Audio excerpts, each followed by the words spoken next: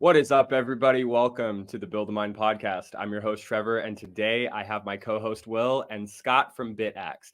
Before I talk about the Bitaxe, I want to talk about the Mastermind Club, which if you've been trying to get into the Bitcoin mining space and you haven't quite figured out where to start, the Mastermind Club is where you're going to go. So you can join our weekly accountability group where we brainstorm ideas based on your situation. With monthly deep dives into critical topics like site procurement, contract negotiation, and much, much more. When you join our group, you'll gain access to one-on-one sessions with industry experts, including Skot offered, myself, and Will. You can gain you plus get exclusive access to pre-sales and minimum order quantities, and it'll let us help break ground on your first project or scale up your mining operation. You can join the Mastermind Club today, and we'll be able to build a mine together. So today we have Skot from Bitaxe, and Bitaxe is a really cool project that's open source that he's been developing for a while. And what I think is really cool about this is Bitcoin miners are expensive. They are not an easy thing to get into. It's not easy for a pleb to just go out and spend, $2,300 to $4,000 on an ASIC computer to just start mining Bitcoin, especially when it costs or it takes a special type of power. So the Bitaxe is decentralizing the mining network and allowing people to take a small device about the size of your cell phone and plug it in straight to the wall, connect to a Wi-Fi network, and boom, you're hashing. So we're going to talk to Skot today about the Bitaxe and why he developed it, what was the incentive behind it, and what it does for the network overall. I'm going to bring Will up to the stage. Will, I want to hear your thoughts a little bit on what you think about the Bitaxe, maybe some past projects that have been similar to the Bitaxe. I don't think there's been one just like the Bitaxe. I think the Bitaxe is the first open source project that we've had so far. So I'd like to hear your thoughts. Yeah, it's definitely a bit different than some of the things I've seen in the past. The first thing that comes to mind when I look at the Bitaxe, and I just became aware of it a few weeks ago. So I'm excited to learn more from Skot about it and how it differentiates from things we've seen before. But the first thing that came to my mind was the Bitcoin computer by 21.co, which was an old startup that came around back when venture capital from Silicon Valley first started to trickle into the Bitcoin industry, like around 2014, 2015. And the 21.co Bitcoin computer was headed up by Balaji Srinivasan as a founder, who's a very well-known and very kind of important figure in Bitcoin lore, and still is to this day. A good writer, good speaker, good thinker, good innovator, and he's been a pretty good venture capitalist. But this, I think, is a blemish in his resume, if you will, and I think he may even agree with that. It was a Raspberry Pi device with a little ASIC in it, and it was essentially a flop. There were a lot of pre-orders, like most things back in those days. There were pre-orders. The pre-order situation didn't really go well. Some of you might remember Butterfly Labs and that pre-order situation. It wasn't quite as bad as that, but it was, it landed flat. I'll just say. It was a bit overpriced for the kind of form factor and the cheapish, readily available consumer grade hardware that it was put on, that it was built with, and it was kind of, the idea was, hey, everyone will be able to mine a little bit, and we'll just, create this big mining pool with all of these eventually thousands and thousands of little teeny tiny ASICs that, the joke was, there'll be an ASIC in every toaster and an ASIC in every, washing machine and whatever. And home appliance mining, right? Was like they were trying to kind of legitimately push that, but it quickly became a meme and making fun of it. And so, that's the thing that first comes to mind. It looks like Bitaxe has definite differentiators from that, but I think, Skot will reveal more about how products like this might be, the market might be ready for products like this now, whereas it wasn't back then. And perhaps also just maybe their product is facing a lot of the same challenges that, things like the Bitcoin computer by 21.co faced years and years ago, almost 10 years ago now. So let's just get into it. I'm excited to hear from Skot and learn more about this thing. certainly looks like a cool tool to help aspiring miners kind of get a taste, get their feet wet, learn about mining Bitcoin, learn about the network, and see where it takes them. I'm assuming. So let's hear from Yeah, Scott. absolutely. And before I do that real quick, I just want to say like I'm excited about this as a pleb miner just getting into the space. I think that people are really going to be interested about this, and I want to know if anybody's ever found a block with it. So yeah, let's bring Scott up to the stage. Scott, welcome to the Build a Mine podcast. I appreciate you being with us today. Hey, Trevor. Well, thank you so much for having me. Happy to be here. This is cool. Cool topic, by the way. Absolutely. It's really fun. We love Bitcoin mining and what it does, what it represents. And so I think getting a guest like yourself who's developing open source projects that allow miners to get in at a fraction of the cost of a normal mining rig just kind of sets it apart from other things. So I want to say, do you have anything to say to Will about, you know, whether your project is different than the one that he just described? Yeah, I do. It's quite a bit different. It's sort of an abnormal type project in sort of the normal consumer electronics world, which I think is, or you know, prosumer electronics world, which is where a lot of the miners exist now. It's it's not. Let's see. It's not entirely unlike Bitcoin itself, right? Like Satoshi started Bitcoin. It didn't seem to be a company. It was just the designs. The idea was developed out in the open, more or less, and it was just put out there. And it was up to other people to start companies and take it forward, to both develop it and to create products and services around it. So the Bitaxe is actually kind of like that. I mean, not that it's quite as awesome as Bitcoin itself, but it's kind of like that. And so the way it works is I designed the Bitaxe, came up with the idea. I mean, other people obviously have come up with small home miners before me, but I designed the Bitaxe, came with the idea, and put it out there. All the design files, all the firmware, and actually it was pretty rudimentary when I first put it out there. But the idea is that anyone can take this and run with it. And the exam, I don't make any of them. I don't build, you know, any Bitaxes. I don't sell any Bitaxes. That's all up to other people. And it's in fact totally permissionless because of the open source license on the entire Bitaxe stack. Anyone can take it and start building it, you know, get the PCBs manufactured, build them up, make their web storefront, and start selling them. We have that makes sense, because I've actually looked at the Bitaxe online, and I was looking for your store in particular, and I was like, man, where do I find these? And then you find like five or six different websites that sell the Bitaxe for different prices. So that actually makes a lot of sense, and it really makes it so that, you know, there's not one central point of attack. You know, you can't be shut down because anyone can build this. Exactly. I mean, that wasn't necessarily the idea from the beginning, but I do think in general, all of these projects, having them decentralized and not having that choke point, which Jack Dorsey was just talking about, I think it is big, and it's important to at least have some of those things in the ecosystem. Scott, I just watched, before we got on, I just watched that Jack Dorsey, just a long clip. I don't think it was the whole talk, but it was very fascinating how important the you know, how he stressed the importance of open source, and, you know, even beyond open source, like choice of open source tools, libraries, products. And I thought that was a really important message that kind of gets lost. You know, people just kind of throw out open source, and it's not always the whole solution, just plain old open source. You need choice. You need, you know, you need a marketplace for open source options. I mean, I like to think about the internet. Obviously, you know, there used to be proprietary web servers. Microsoft made one, but you don't hear about that too much today because we have Linux and Apache and all the tools that have built on that open source ecosystem, and it runs the entire internet.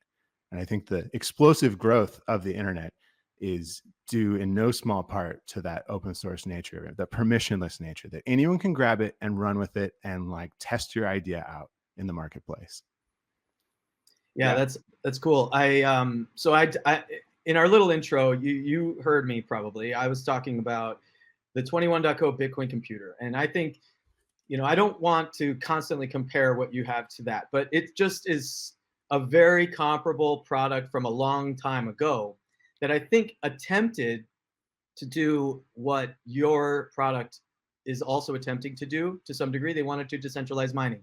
They wanted to put a little consumer grade miner in everybody's home, and or at least have a product that could be an option for that. And they wanted to make a lot of money with it. They thought they would make a lot of money with it, and so it wasn't open source. And so I guess let's just start there. Just differentiate Bitaxe from something like that. 21.co kind of gets a lot of notoriety, but there were other similar type products. Yeah. But yeah, go ahead and differentiate Bitaxe from that, so I don't have to keep coming back to it. Yeah, I mean, like technically there isn't a ton of difference. Obviously, it's several years later and technology has advanced, so it's a better miner hash rate wise. I think the design, personally speaking, I think the design is a little bit better. We're not dependent on a Raspberry Pi, which is a single board computer made by someone else that you kind of don't necessarily control. And it has some additional complexity, which makes the product a bit more expensive. But in the base level, it's the same. It's a small home miner that you can just get and run. Why is Bitaxe not this going to be a flop? I guess like the 21.co miner. I think it has a lot to do with the open source permissionless nature, right? Anyone can get involved in it. Anyone can add their idea, their magic sauce. They can try it out. They can build it, including people who want to retail it. I think that's a really big benefit, is that it's not just me selling it. It's not just up to how much money I can raise by doing pre-sales and then, sweet talk some VCs or whatever, right? There's none of that, at least not on my side. So it's all up to what people want to do with it, including retailers, of which we have a bunch of awesome retailers. And I should say we have a bunch of awesome manufacturers as well.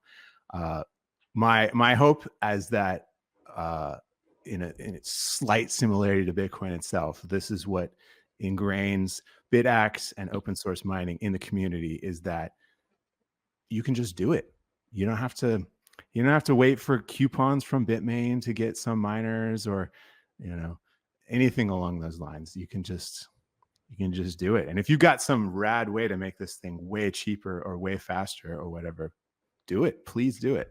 I would say it's already pretty cheap. I mean, I was looking at retail prices, $155 shipped for a Bitaxe. I mean, compared to the price of an ASIC, that's a whole hell of a lot cheaper. It is. It's a lot cheaper. A lot of people come back to me and they complain. They're like, well, $150. Wait a second. That's nearly $300 a terahash. That's significantly more expensive than an S21, which is, I don't know, like $30-ish a terahash. But like you said, and I totally agree with you, it's significantly cheaper. The total cost, you don't need to come up with $4,000 just to start. And it's much more practical to run it in your house, like to actually run it. That to run an S21 in your house, it's not plug and play. You need to upgrade your electrical. You need to deal with the heat. You need to deal with the noise. So right. There's additional expenses that go along with an S21 to get that much better dollars per price per terahash. And like Costco or whatever, things are always cheaper if you're willing to spend more and get them in bulk. Yeah, that makes sense. I just want to cut to the chase really quick, and we can go back from this question and fill in the blanks. But I think everyone's wondering, has this thing ever hit a block? I don't know. I don't think so. I don't have any way to tell, right? We don't run the pools. It's up to whoever runs a Bitaxe to join whatever pool they want. They could solo mine. I'm running, my own pool essentially on this machine behind me. So, would I just go and tell the world that I solved a block on a Bitaxe? Probably not. Yes, IRS, I would definitely tell you. So yes, I have not heard from anyone that they've solved a block.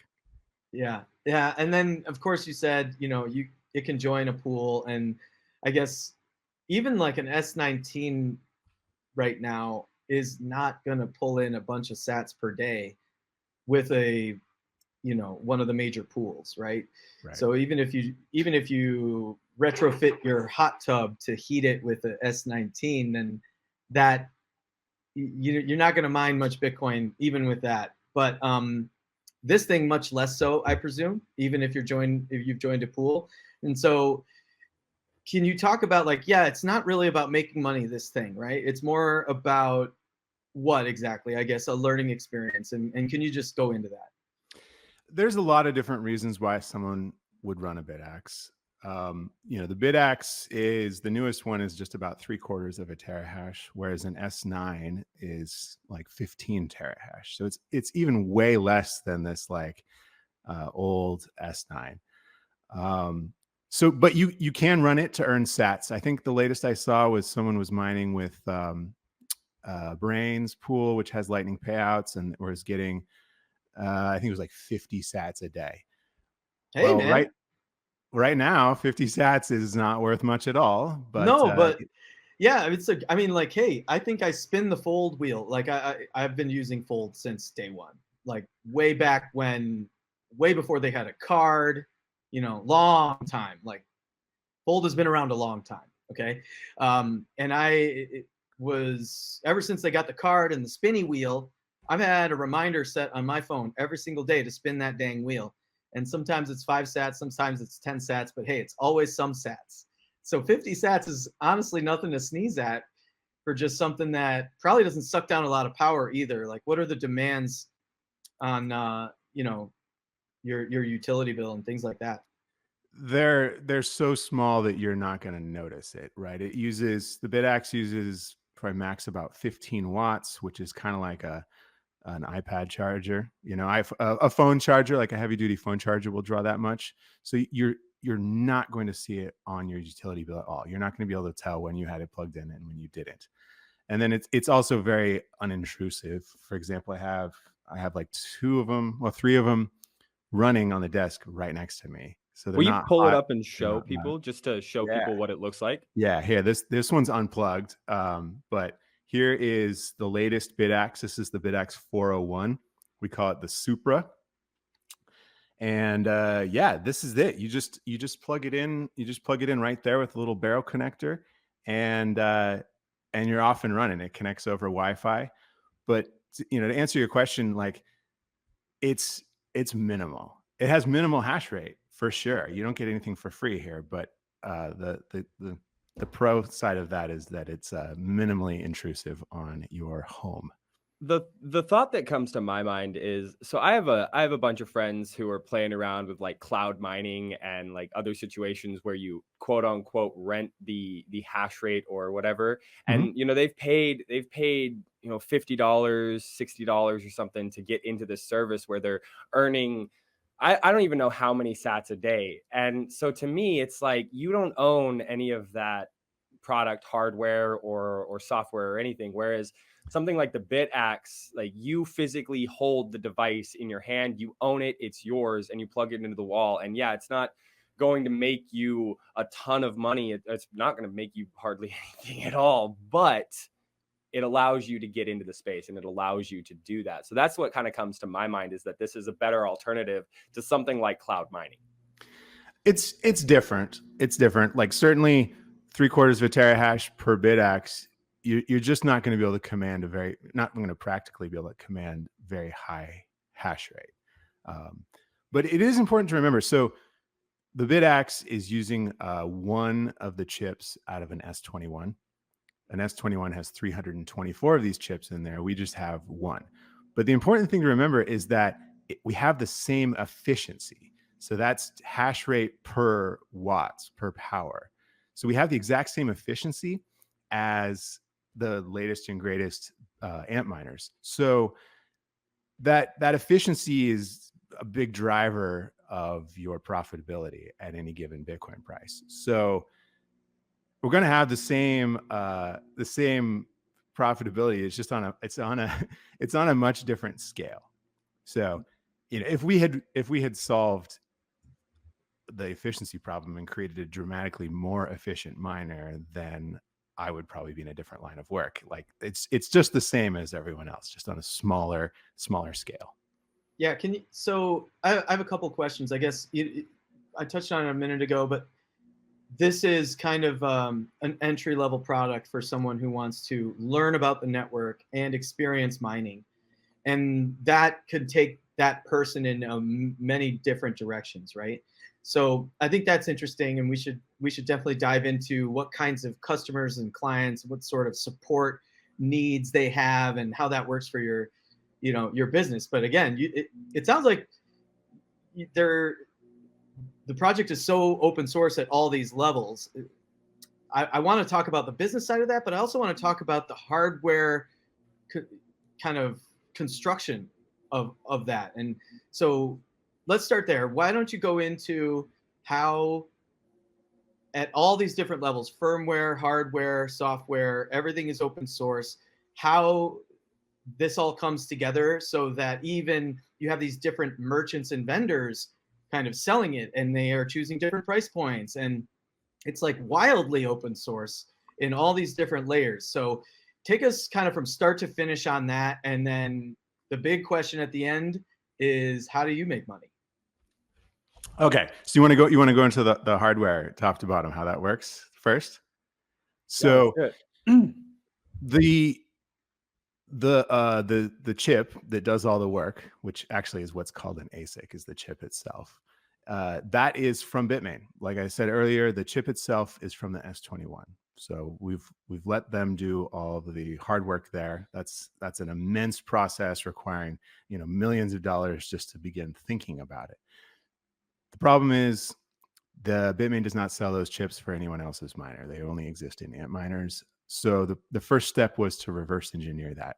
We started this a while back. I started this a while back on the chip from the S9, and then worked my way to the S17 and then the S19 XP, and now we're on the S21 chips. But to reverse engineer that chip, it basically means looking very closely at one of those machines behind me, and seeing, how does it work?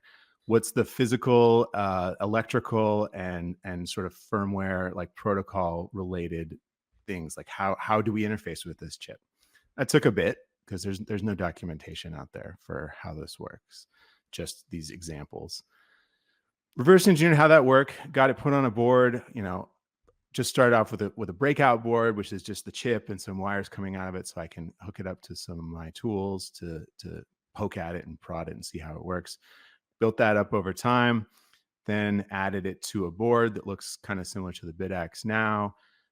Got that connected over USB with the necessary power supply that goes along with it. And then once it's connected via USB, you can start throwing commands at it from a computer. There exists some very old software that's been mostly updated called CG Miner, which I think the C stands for CPU and the G stands for GPU. So it's early software for mining.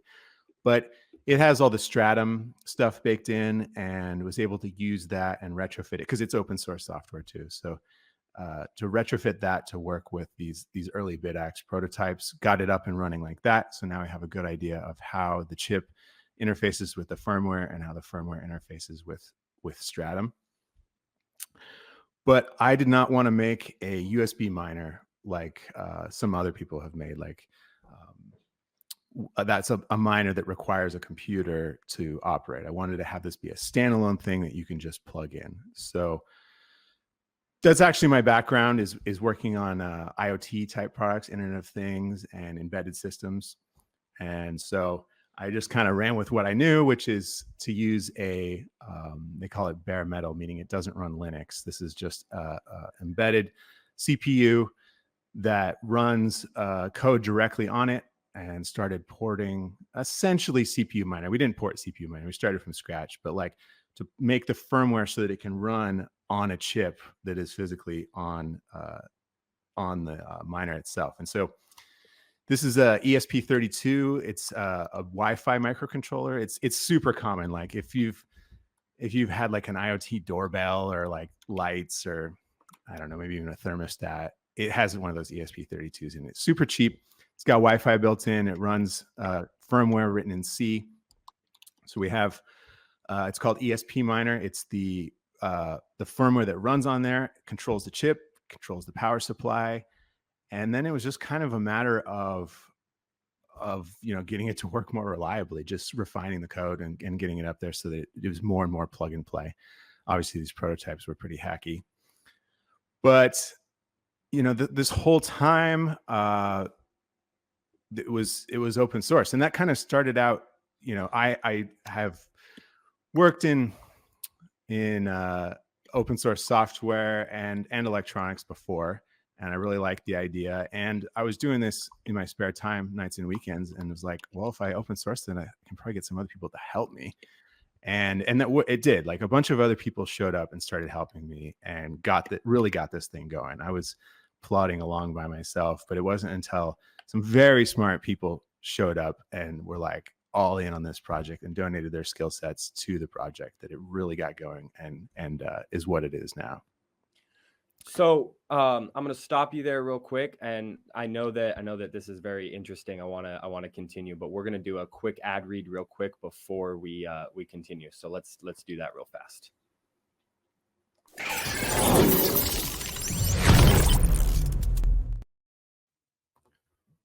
Dive into the future of Bitcoin mining this fall at the Mining Conference in Brainerd, Minnesota.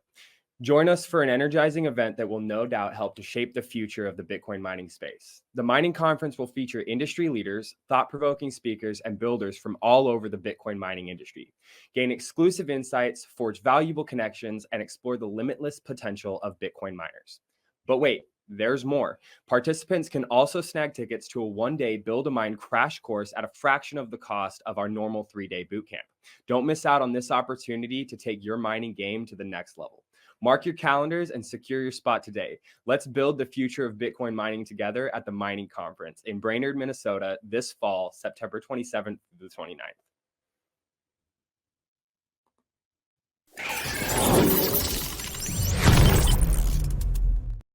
All right, and we're back. So sorry about that, Scott. Let's get back into it. Hardware. I know Will's got a quick question to ask along those lines. Well, yeah, a couple things. I mean, so the way you put this thing together is just like, you're running your own experiment and then you're refining it, getting it stabilized. But then you want to kind of share it with the world, and there's sort of like a mass production aspect that comes along at some point. Maybe you're one of the folks who are building a ton of them, but it seems like there's multiple vendors, anyone can sell it, and they can choose their own price point.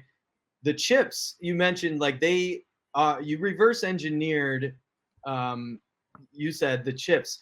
And so like, where do you get your stockpile? Where are you warehousing the component parts of the Bitaxe so that, anyone can go and like build the product and sell the product? Like, kind of give us an idea of the supply chain, how that works for all these vendors. Sure. So the quick answer is I don't do any of that. I just put the designs out there. But I worked in this industry before, and not in Bitcoin, but in electronics industry, and have designed several products for manufacturers. So there's kind of a set way you go about it. And all of the electronics on the Bitaxe, besides the ASIC, are just commodity things. You can get them from a number of electronics component suppliers online. The circuit boards, we provide the design files in an industry standard format, so you can grab those, send them out to any number of printed circuit board manufacturers, and get them back. It's all dialed in to be, essentially turnkey on everything except for the ASIC. The ASIC is obviously the important bit in there, and it's a little bit more complicated because there's no electronics component reseller that sells it. So everything so far up to the Supra, which is our latest one, previous to that, there is places you can go and you can buy bare chips, bare ASICs, and they're intended for the repair market. So there's a thriving industry of people who repair Antminers. A lot of the big mining companies will have people on staff, and then there's also third-party freelancers that you can just have them come out to your farm, or you can send them your Antminers and they'll fix it. And a lot of that fixing requires replacing the chips. So those guys need to get replacement chips. Bitmain does have a program that you can apply to and get those chips brand new. And so that industry has provided all of the chips so far. The one interesting thing is that Antminers come with a warranty. It's like 6 months. So that industry of the repair parts doesn't really spin up until after 6 months. And we're kind of just in that window with the S21, where most all of them are under warranty. So you would send it to Bitmain, I guess, to repair it.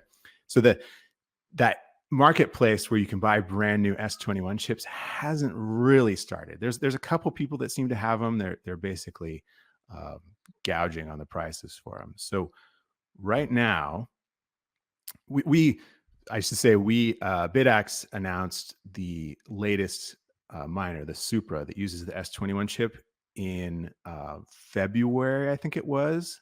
And the S21s just started shipping in January. So it was really, really soon after that came out. So all the Bitaxe Supras that have been made to date, the manufacturers are actually buying S21s brand new and just unsoldering the chips. It's kind of crazy, but that is the cheapest way to get to currently.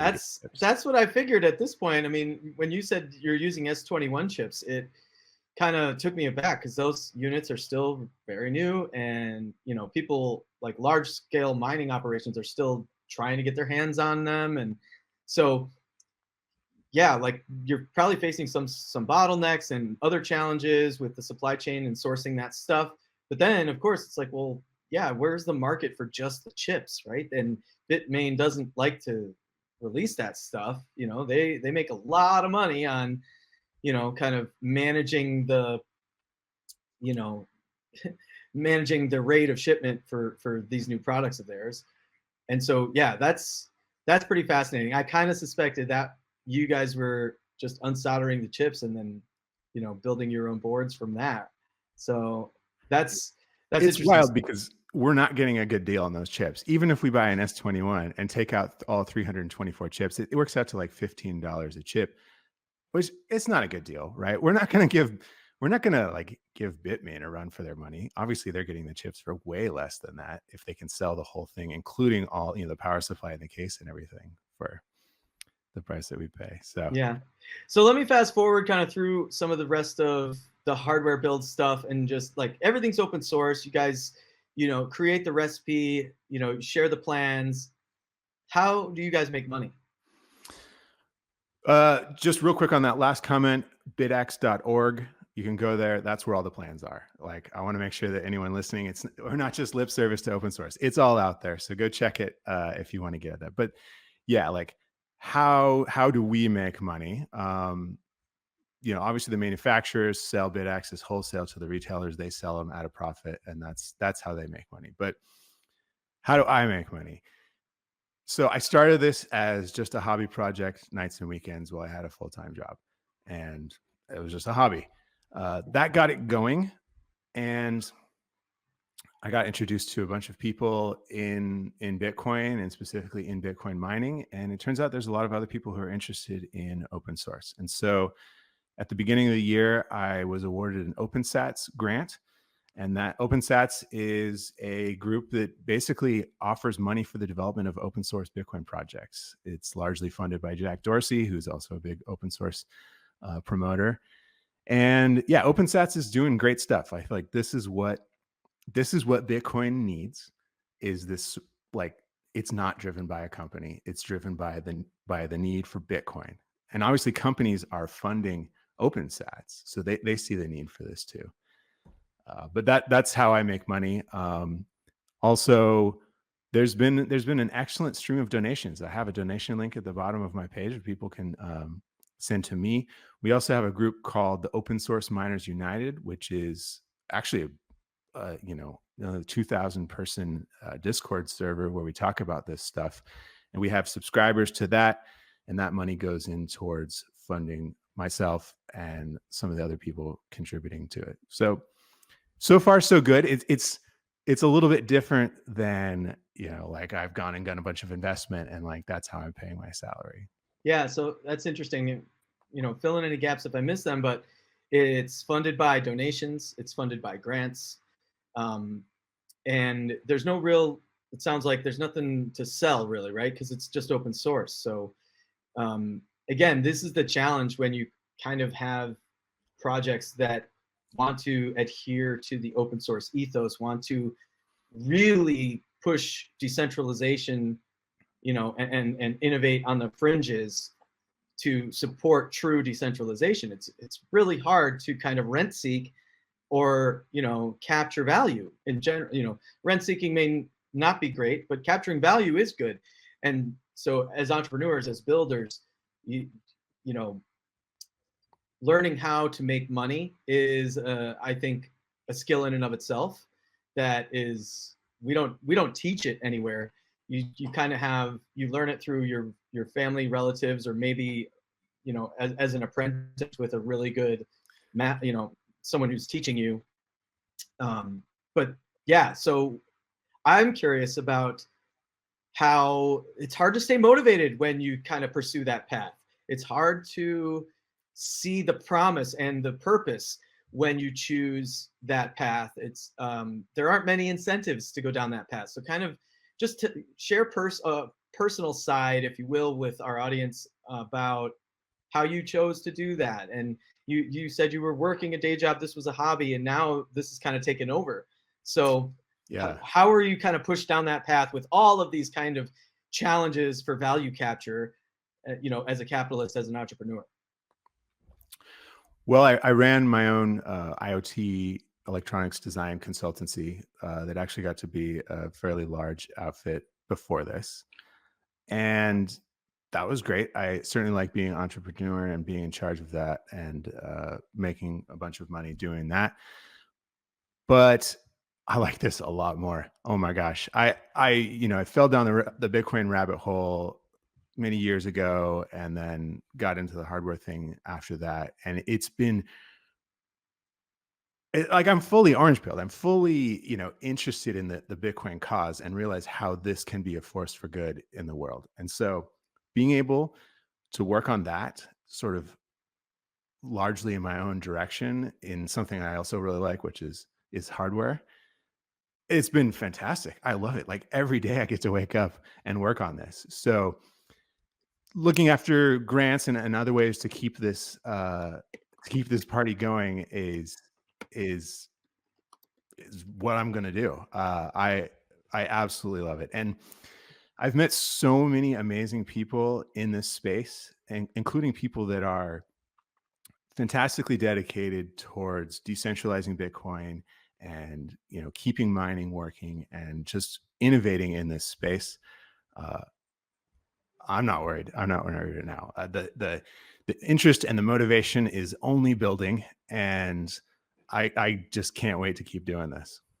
That's awesome. Yeah, you have to, often people who kind of pursue this, it's a vocation, it's not an occupation, right? Like, so you do need, not all the time, but most of the time, you probably have to have worked really hard previous to this project to build a little cushion, a little comfort zone for yourself so that you can afford to dive headlong into some service like this, because this is an active service, really. It's a vocation. And again, like, I've felt this bug before too. You just want to give back. You just see immense purpose in building something and giving it away. And there's a ton of value to give to the world in that regard. And you don't necessarily need to worry too much about value capture and closed sourcing and so on. So that's fascinating. I think Bitcoin pushes a lot of people in that direction, but often you do need to have already kind of, worked really hard, stored away a ton of value so that you can afford to pursue a passion project like this and give it away. And then of course, like, donations and grants are massive and they help a lot. And there's a lot of people like Jack Dorsey, for example, and many others who've, they've got more money than they'll ever need, and they're actively giving, like, actively supporting lots of open source projects and protocol development, core development, and so on. The Pineapple Fund comes to mind. I don't know if you remember the Pineapple Fund. Yeah. It was an anonymous grant provider. I forget the amount of Bitcoins. I think it was like 1,000 Bitcoins, or it was a lot. But he gave, he took in grants anonymously and gave out grants anonymously. And there were Pineapple Fund recipients. I think the name Pineapple came from the username that was distributing this. And this was Bitcoin stuff? Yeah. Wow. Yeah, this was, gosh, I usually can remember the timelines really well, but I think this was like 2018 time frame. Okay. And so anyway, that Bitcoin depends on people, being devoted to it, and not just trying to exploit or capture value of the opportunity. And so I think, I've been there too in the past, and it's like, I think at a certain, it's like, required service, right? You kind of have a period in your Bitcoin story where it's like, I gave away a lot of time to Bitcoin to get to where I wanted to go. And I think that's fascinating part of your story. Yeah, you do hear a lot of that. I went to TabConf in Atlanta last fall, it's a Bitcoin developer conference, and I think I was probably the only person there working on Bitcoin mining. But there is sort of the other, I'd say, two pillars of Bitcoin that are largely open source software, where people are just working on it and figuring it out. And maybe they come and go as their financial situation changes, but it was interesting being there and like saying I'm working on mining and getting, it was like record scratch. Like, wait, what? Those are just those for-profit, capitalists out there doing their thing. We don't talk to them. And it was like, no. This is Bitcoin. Like, this is an important part of Bitcoin, maybe even the most important part of Bitcoin. It deserves to be open source too. So, part of me wants to start this movement going to bring, because mining was open source in the beginning. I want to bring open source back to mining. Hopefully it can be sustainable. I would love to be, a sustainable part of it as well. We'll see how that goes. I love that idea. Can you just run down the timeline of, Bitcoin, the story of Bitcoin mining going from being purely open source to kind of getting, less so, and now the pathways that you see and are pursuing to kind of help it return there. So kind of just run down the timeline for the audience. I think they'll be interested in that history. Well, when Bitcoin started, it was just Satoshi, and Satoshi released Bitcoin open source, including how to mine.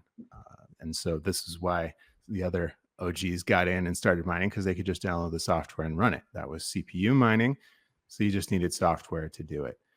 I think it was Laszlo, the Bitcoin pizza guy, who was one of the first to start GPU mining. But that was also software too, right? You had to buy this GPU, but maybe you already had one, or you can just get them off the shelf. And the software to actually turn that GPU into a Bitcoin miner was open source. So if you're interested, you could do it. And then shortly, like right around that same time, I think FPGA mining started. And FPGAs are just general purpose devices, they're similar to GPUs. And so they need software to make them into Bitcoin miners. And a lot of that software was released open source. That's when I first tried it. I was at university, had just taken a FPGA digital design course and had access to a lot of FPGAs. And I was like, oh, cool, Bitcoin mining can work on these. And so I downloaded some software and I ran it, and I was able to hack on it and learn how it worked and tweak it and stuff. And then, so that was cool. And then ASICs started. I think that was 2013, maybe, is when the first ones were starting to hit the market. And apparently there was an open source one maybe in the beginning, but ASICs are incredibly capitally intensive to make. It's millions of dollars to tape one out. You got to have a big team. You have to have access to a fab, and it's long time frames. So if you're going to keep those engineers engaged on your for-profit business, that also costs a lot of money. And I think that was sort of the beginning of the end for open source Bitcoin mining, because it was a lot of money on the line. A lot of people had invested a lot in this, and so they're not going to just give away their IP. I think that's short-sighted, but hey, this is what they wanted to do. This is how they felt like they secured their investment.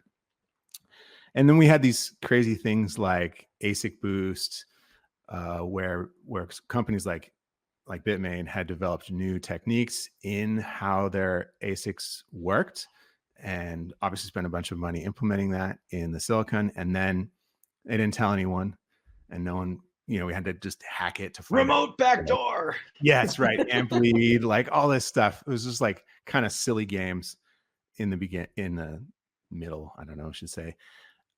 So real closed source, real proprietary then. Now we're kind of getting towards commoditization of ASICs. We still have two big companies that dominate it, but there's a lot of other players getting into it. I think as we advance, all the like low hanging fruit in ASIC improvement has been picked. We're starting to see 3 nanometer ASICs, which is state of the art. We're not seeing as big of improvements anymore in semiconductor feature size like that. So I think the efficiency starts to taper off. And so I'm hoping that widens the market and more entrants can get into it. Like we see Jack Dorsey's block is committed to making it an ASIC now, which is fantastic. But there's several others, Ardyne, Chain Reaction. There was I can't remember their name, that Z something they just announced. Anyways, and I'm sure that there are stealth ones in the works because they're starting to catch up. I think it's a fantastic time for open source and doing it. I mean, like, it takes a lot of money to make an ASIC. I'm not about to do that, but that doesn't mean I can't make a machine and we can buy the chips from someone who's willing to sell to us. They can still make money on that. They can still make plenty of money. So I think we are rapidly approaching the days when a commercial ASIC manufacturer is going to play ball with someone like me or another home miner ASIC manufacturer or home miner manufacturer. Yeah, it's definitely it's a changing world in the Bitcoin space, the Bitcoin mining space. I'm curious, as a software developer, as someone who's bringing to market, well, not necessarily bringing to market, but I mean, you're working on projects like this all the time. What keeps you up at night in the Bitcoin mining space? What makes you kind of turn your head and go like, oh shit, this is a problem. Like we need to fix this, and if we don't fix this, like, we're doomed. We're completely screwed, and Bitcoin's not going to help us. I'm curious. Is there anything? Yeah, I mean, the mining pool centralization thing to me seems like it could be a real problem, like a real clear path towards Bitcoin censorship resistance being diminished. There's been a lot in the news, the Bitcoin news, about this recently. Of course, AMP pool has a large share of the Bitcoin hash rate, and it was revealed that they have a lot of other proxies that aren't necessarily in that tally. So their effective share of the network hash rate is much higher. And so that's a single point of failure, like Jack was talking about. That's a choke point for Bitcoin, because if you can control what transactions those guys include in their blocks, you're exerting some control over the Bitcoin network. So I do worry about that quite a bit.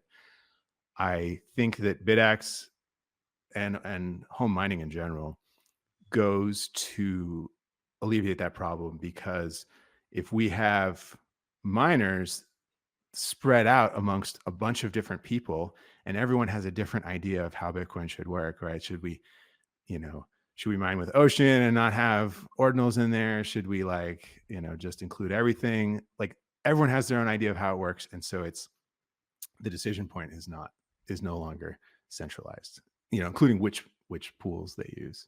Yeah. So I'm presuming that you can choose what pool you want to run on the Bitaxe, and you can run mine to your own node if that's something that you want to do.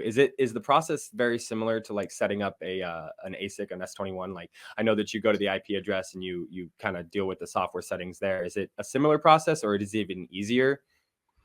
It's pretty much the same, right? Just like on your Antminer, how you go to the dashboard and there's a screen where you put in your Stratum URL and username and password.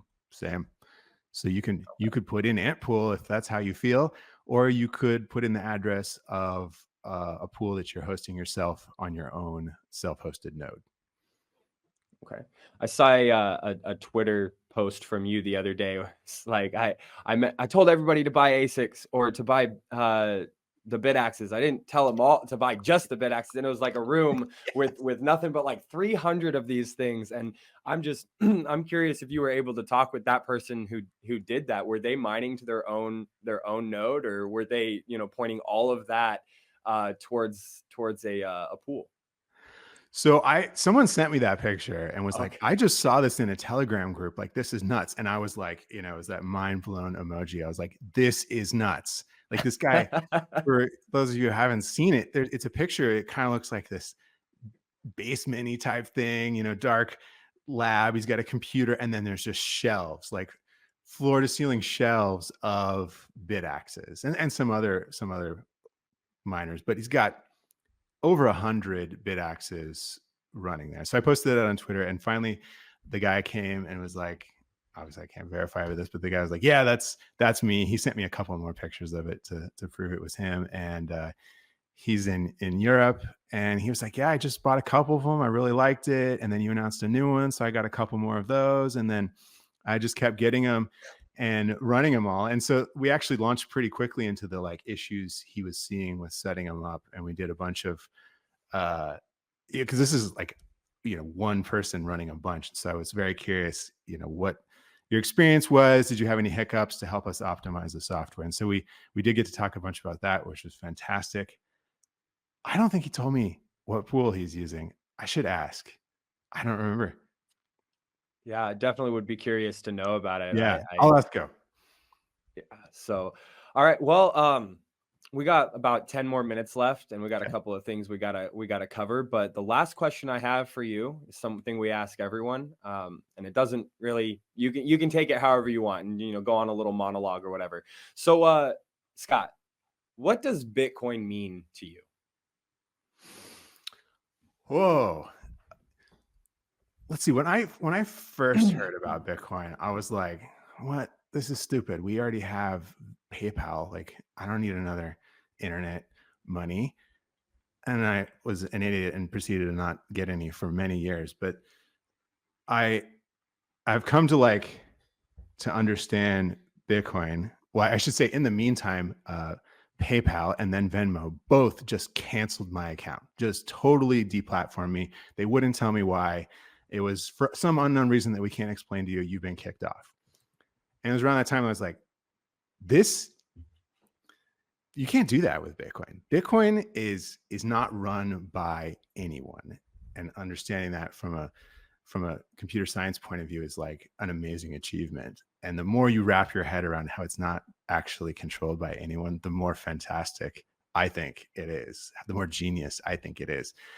And just that permissionless aspect of it, that like no one can deplatform me from Bitcoin, like no one can stop me from transactions, and no one can stop me from getting involved in it. So I see Bitcoin as, an internet native money, which is great. Like, using credit cards on the internet sucks.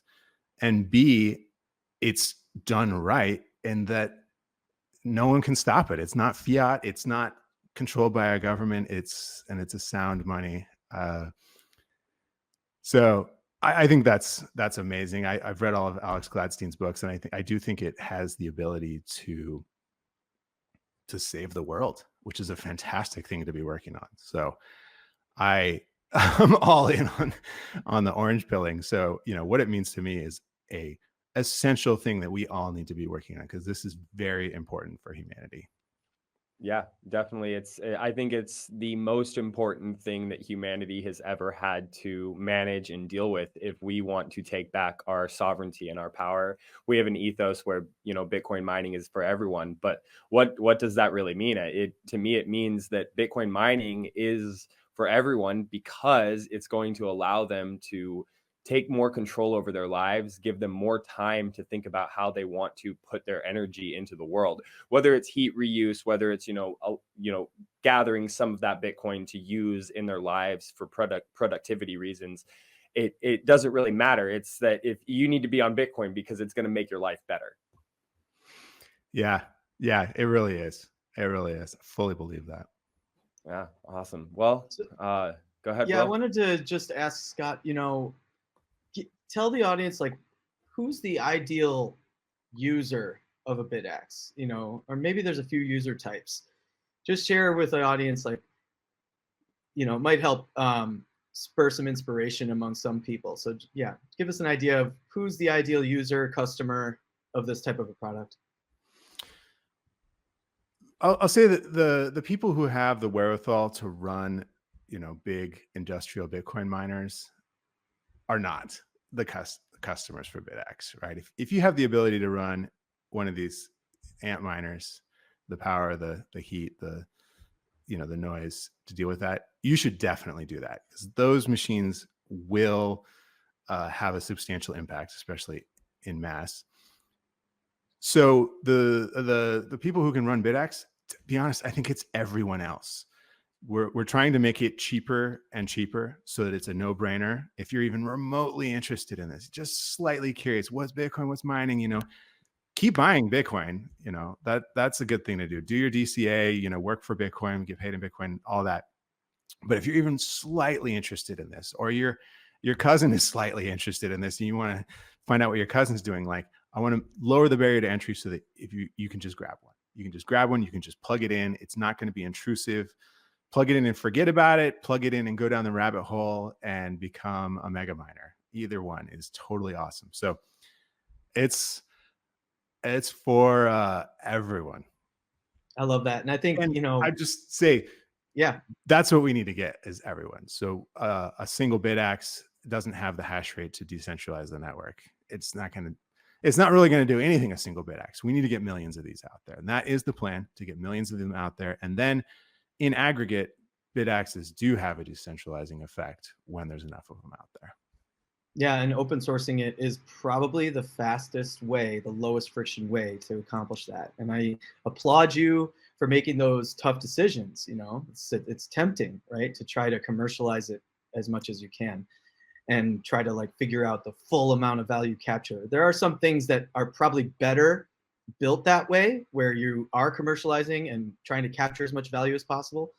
But this, I think, as much of a public good, and even in the future, perhaps a public utility that it is, the best way to get it out there as fast as possible, spread it far and wide, and contribute to decentralization of the network is to open source it all. And I love that. I think it's also great as a gift. I mean, a lot of these things are great gifts, like products like this, home mining products, some of the open source softwares, nodes, the nodes that are out there, great educational gifts for, the young people in your life and family members, extended family. Just kind of give them a little taste, maybe they'll get bitten by the bug and go down the rabbit hole like the rest of us have, or at least they'll have a fun little science project. And even if they ignore it and it's just running in the background for however long, it's still probably contributed a lot to their, education and development as a young person, or as a curious, young scientific mind, right? So that's, I think, a great application for this as well. If you're thinking about it, hope you have a really cool holiday marketing push coming to some degree, in some fashion. But I don't do any marketing myself. I feel like I should. I just complain on Twitter. I think that's my only marketing. But some of the other retailers and manufacturers have been doing some cool marketing, like driving around in their truck mining. Some dude was a reseller in the UK, brought one on the airplane with him, was mining on an airplane, just cool stuff like that. Yeah, and you got to take social media videos of that and share it around and make people think, what the heck are they doing? That's kind of cool, and that goes a long way. It's fun. We want to give the audience a chance to find out where they can get in touch with you, find out where they can go, your preferred vendors perhaps for a Bitaxe unit, and all of that. But before we let you kind of get into your plugs and contact info, we have a gift for you. We are, first of all, thrilled that you joined us on the podcast. It's been great to get to know you. It's been great to get to know your product and hear the whole backstory. And just as a show of gratitude, we would love to invite you to our mining conference called The Mining Conference in Baxter, Minnesota, which is kind of near the Brainerd Lakes area, which is a really beautiful family vacation destination in the Midwest. the mining conference is on September 27th through 29th. And like I said, it'll be a great family event. We're going to give you 2 tickets, one for you and one to give away, maybe as a door prize or as a social media kind of, giveaway or sweepstakes or whatever. Or, just if you have someone in mind that you think you'd really like to send to an event where they can network with other Bitcoin miners, aspiring Bitcoin miners, and just get more deeply educated and better networked in the mining world. And so we would love to see you there. We, of course, understand if your calendar doesn't permit that. But and if that's the case, then give away 2 tickets. So we have 2 for you. Trevor will coordinate with you offline to get you those 2 tickets. And then hopefully, you can share with the world how you're giving away, or, the second one or both of them. And we'd love to see you there. We'd love to have you and get to know you in person. It'll be, a great event. We're bringing together a lot of mining personalities, a lot of businesses. And if folks are interested in themselves buying tickets or perhaps even sponsoring the event, you can get in touch with us through the show here. So just contact myself or Trevor, and the contact information for us will be in the description of the show. So yeah, Scott, hopefully you'll think of some creative things to do with that extra ticket, and hopefully we'll see you in Minnesota. Dude, I'm in. That sounds fantastic. I love these mining conferences. Like, I feel like, leading up to them, like, oh, like the tickets are expensive, and like, I got to get a plane ticket and all this. But then every time I go to one, I'm like, oh my gosh, you come back with this euphoria. Like, I just met so many cool people and enjoyed this so much. And obviously I love talking about Bitcoin. So what would be better than doing that for a couple of days? Yep. Yeah. So that's cool. Thank you. Appreciate it. Yeah, you're very welcome. We're thrilled to offer it to our guests. And yeah, it's a cool destination. It's kind of far out there, it's a bit remote, just, a little bit drive from the Twin Cities. But again, we chose the location because there's mine nearby. We have a lot of activities planned around the conference event itself, kind of auxiliary events around that should be very stimulating for aspiring mining entrepreneurs and just people interested in getting educated on mining, and very family friendly too. So bring the whole crowd, bring the whole tribe. And yeah, so with that, we'd love to offer you a chance to share your contact info, plug anything that you'd like to plug, websites, social media accounts, and so on. And take it away. Bitaxe.org. That's where I've got everything. I've got links to all these things there. So go to bitaxe.org. There's links to my Twitter. There's links to all the design files for the Bitaxe, which are all on GitHub. So you can go and get involved there. Importantly, there's a link to the Open Source Miners United Discord, where we have a very active community around the development and design of this. There's also other cool projects, open source miners, all sorts of cool stuff going on there. So the link to OSMU is on bitaxe.org. I have a link to my Twitter account where I post all kinds of nonsense. And I was going to say, on bitaxe.org, I have the legit list. So this is a list I've compiled of Bitaxe sellers where you can just go and buy one. And they've been verified by me to follow the open source license. And another couple rules that I have, like no pre-sales and things like that. And we have, I think, over a dozen sellers at this point all around the world, adding more all the time. Actually, I'm super stoked. Ronnie of the Bitcoin hardware store in El Salvador just got a bunch of Bitaxes and is selling them now from a real brick and mortar store in El Salvador. Anyways, all kinds of shops on there. You can find one near you. So if you want to just go and buy one and get started that way, you can check that out on bitaxe.org. It's all on there. Awesome. We'll make sure that all of that is in the show notes so that it's easily linked to the show. And Scott, we appreciate you so much for coming on today. I know I learned a good amount. I really want to buy a Bitaxe now. So I think I'm going to go get one, and I'll show it I'll bring it into the studio and I'll have it sitting on the desk. Make sure that it's always running there. That's awesome. Okay. Yeah, absolutely. Well, hey, this has been the Build a Mine Bootcamp. This has been the Build a Mine podcast. This was with Scott from Bitaxe. I appreciate everybody for tuning in. If you guys like the show, please comment, like, subscribe, all that good stuff. Find us on Fountain for the value for value. If you send me a boost, I'll send you back a boost, sat for sat. And thank you guys so much for being here. Have a great day. Thank you, Scott. Thanks, guys.